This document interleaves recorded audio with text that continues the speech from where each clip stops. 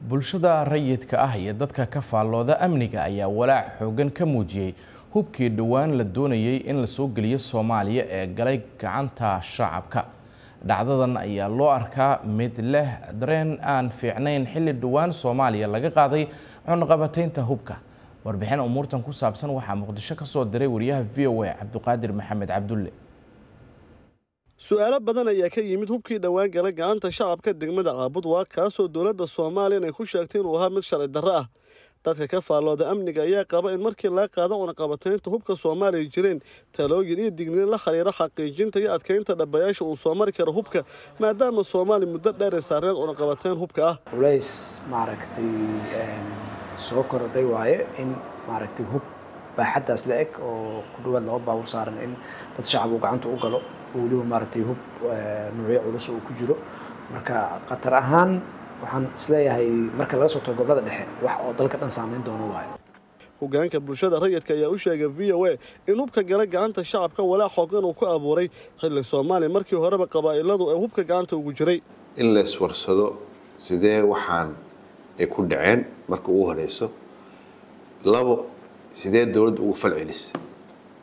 labada ordaad aad ay muhiim u yihiin inay cad yihiin maxaa yeelay waxaan ogsoonahay in goordhow cunaqabatayntii dalka hubka laga qaaday walow isha welina lagu haayo sidii fuul ah aysan u dhicin laakiin haddana la qaaday cunaqabatayntii iyadoo weliba la ogyahay inaysan dowladda fully controlling xuduudaha dalka oo dhan. gudoomiye shaatax ayaa sheegay in markii la qaado cunaqabataynta hubka ay jireen cabsi la xiriirta sida dowladda Soomaaliya u xakameyn karto balse xilligan muhiim ay tahay in laga jawaabo su'aalaha ku xaran hubkii dhawaan galay gacanta shacabka lana sugayo tilaabada ay qaado dowladda Soomaaliya taasi oo xaqiijin doonta mustaqbalka iyo cunaqabataynta hubka la qaaday. balse waxa waaye muhiimadda waxa ay tahay ku xiran tahay dadweynaha tilaabada uu qaadi doono UN-ka hadba mas'uuliyadda ee dowladda la timaado oo ah sida looga jawaabo arrintan wixii laga qabtay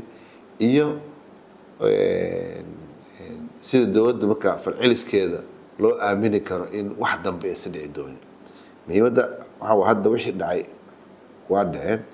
balse walka dalka waxay tahay waddo furmatay oo sidan u sii socon doonta miyay noqon doontaa wax ka hor imaajin oo saan usoo galaan laga warhaynin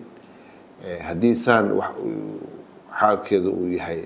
maxaa kale oo dhici kara oo suurtagal ah. dowladda Soomaaliya ayaa arrinkan dhowr jeer hore ka hadashay kana soo saartay qaraar mamnuucaya ka ganacsiga hubka.